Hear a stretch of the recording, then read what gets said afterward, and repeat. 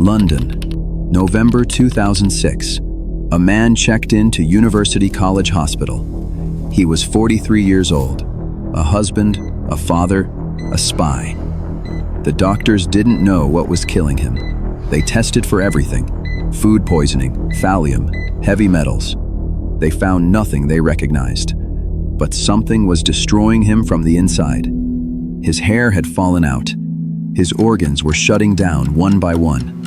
His body was becoming a crime scene, even before he died. 23 days after he walked into that hotel bar on November 1st, Alexander Litvinenko became the first person in recorded history to be killed by polonium-210 poisoning. And with his last breath, he named his killer.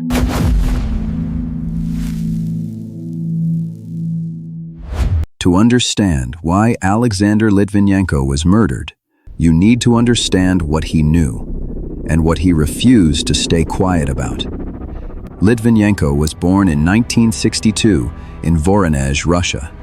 He joined the Soviet Interior Ministry at 18, and by the late 1980s, he had been recruited into the KGB, the most feared intelligence agency on Earth. When the Soviet Union collapsed, the KGB became the FSB, and Litvinenko rose through its ranks, specializing in counterterrorism and organized crime. He was good at his job. Too good, as it turned out. In 1994, while investigating an assassination attempt on the billionaire Boris Berezovsky, Litvinenko discovered something that would change his life and eventually end it: the connections between Russia's security services and organized crime. Corruption, extortion, murder, all happening inside the FSB itself. He reported it. He was ignored. He pushed harder. And then, in November 1998, he did something almost no FSB officer had ever done. He stood in front of cameras, in full uniform, and publicly accused his superiors of ordering the assassination of Boris Berezovsky. The FSB didn't just fire him. They arrested him. He was acquitted. They arrested him again. The charges kept shifting, but the message was clear: shut up or else. Litvinenko didn't shut up. In October 2000, violating a direct order not to leave Moscow, he fled Russia with his wife Marina and their son Anatoly. He tried to claim asylum in the United States. They turned him away. He ended up at Heathrow Airport and asked the British for refuge. They said yes. By 2006, Alexander Litvinenko had lived in London for 6 years. He had British citizenship. He had a new life. He was consulting for British intelligence, writing books, exposing the Kremlin. In Russia, he had already been sentenced to 9 years in prison. And somewhere in Moscow, someone had decided that exile wasn't punishment enough. Whoever planned this murder chose their weapon carefully, almost perfectly. Polonium-210 is not a chemical poison. It's a radioactive element. It emits what scientists call alpha radiation, a type of radiation so weak it cannot even pass through a sheet of paper. It won't set off a Geiger counter from across a room. It can be carried through airport security without triggering a single alarm, which made it, for an assassin, almost invisible. But the moment polonium enters the human body, through food, through drink, through touch, it becomes something else entirely. Alpha particles fire directly into living cells. They shred DNA. They kill bone marrow. They destroy the immune system from the inside out. Hair follicles die. The hair falls out. White blood cell counts crash. The digestive system collapses. Then the organs, one by one. There is no antidote. Alexander Litvinenko ingested approximately 10 micrograms of polonium-210. That is a quantity roughly 200 times the lethal dose. And polonium-210 is not something you can just buy. It is produced in nuclear reactors. The batch used to kill Litvinenko was later traced, with high confidence, to a closed nuclear facility in Sarov, Russia, a city that doesn't appear on most maps. This was not the work of a lone assassin. This required state infrastructure, a nuclear program, and official authorization. Someone with enormous power signed off on this. November 1st, 2006, Wednesday. Alexander Litvinenko had a full day of meetings. First, he met with Mario Scaramella, an Italian security consultant, at a sushi restaurant in Piccadilly. They were discussing threats to Litvinenko's life. As it turned out, the threat was already in motion. Later that afternoon, Litvinenko made his way to Mayfair, to the Pine Bar, inside the Millennium Hotel on Grosvenor Square. There he met two men he knew, Andrei Lugovoy, a former FSB officer, now a businessman, and Dmitry Kovtun, another former Russian security operative. They sat together. They had drinks. Litvinenko drank tea. He went home that evening feeling mildly unwell. By the next day, he was vomiting and in severe pain. By November 3rd, he was in the hospital. Doctors were baffled. His symptoms didn't match anything familiar. They ran test after test. Everything came back negative.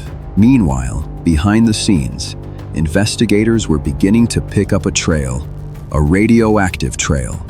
Traces of polonium-210 were discovered across London.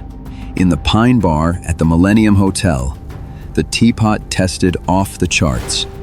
In hotel rooms where Lugovoy and Kovtun had stayed, in a restaurant in Mayfair where they had eaten, on the aircraft seats they had sat in, flying back to Moscow, even in a football stadium where Lugovoy had watched a match.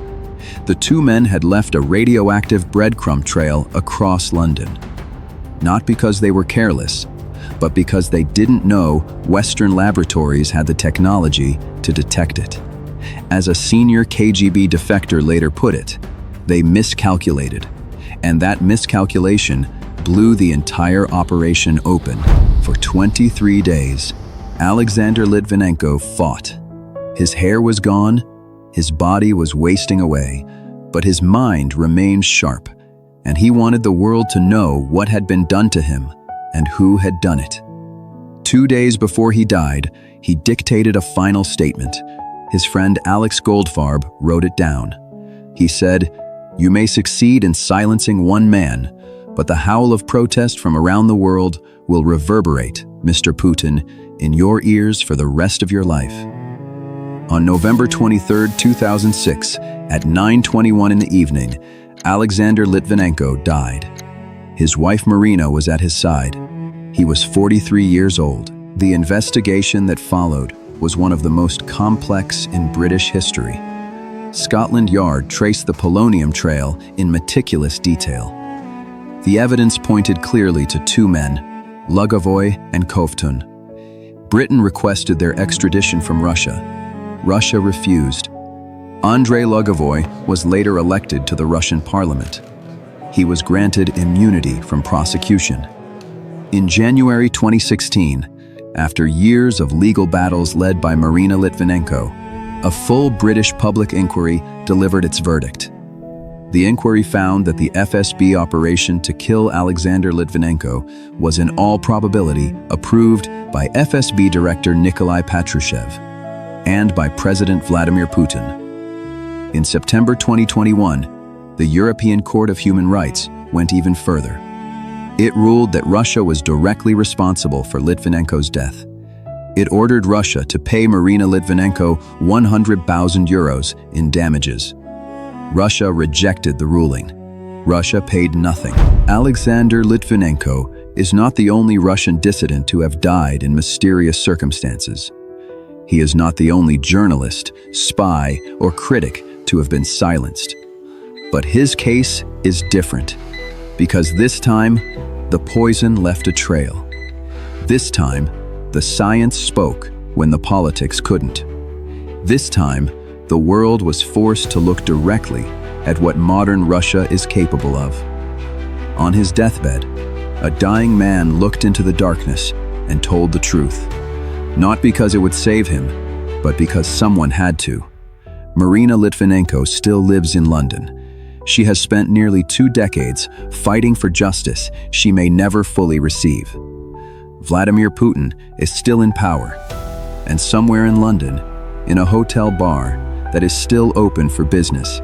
A radioactive teapot once sat on a table, and a man drank from it, not knowing it would be his last cup of tea.